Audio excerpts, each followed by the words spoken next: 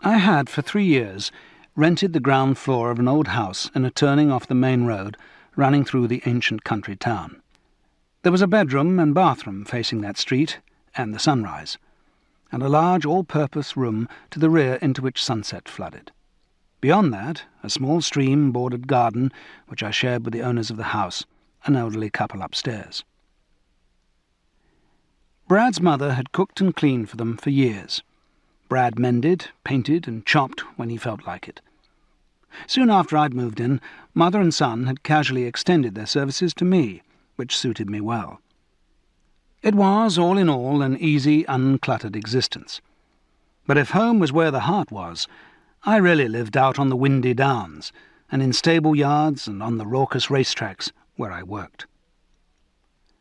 I let myself into the quiet rooms and sat on the sofa with ice packs along my leg, watching the sun go down on the far side of the stream, and thinking I might have done better to stay in the Ipswich hospital.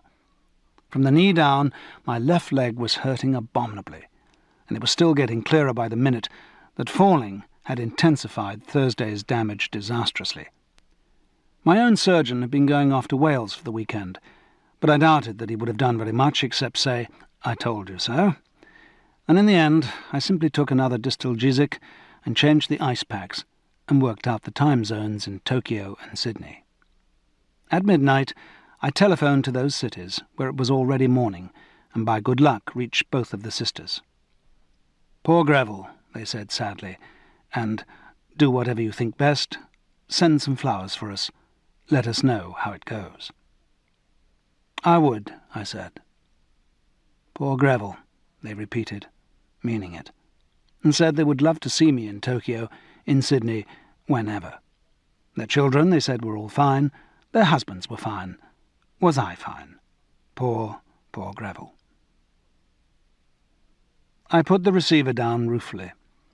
Families did scatter, and some scattered more than most. I knew the sisters by that time only through the photographs they sometimes sent at Christmas. They hadn't recognized my voice. Taking things slowly in the morning, as nothing was much better, I dressed for the day in shirt, tie and sweater as before, with a shoe on the right foot, sock along on the left, and was ready when Brad arrived 5 minutes early. "We're going to London," I said. "Here's a map with the place marked.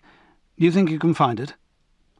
"Got a tongue in my head," he said, peering at the maze of roads. "Reckon so." "Give it a go, then." He nodded, helped me inch onto the back seat, and drove 70 miles through the heavy morning traffic in silence.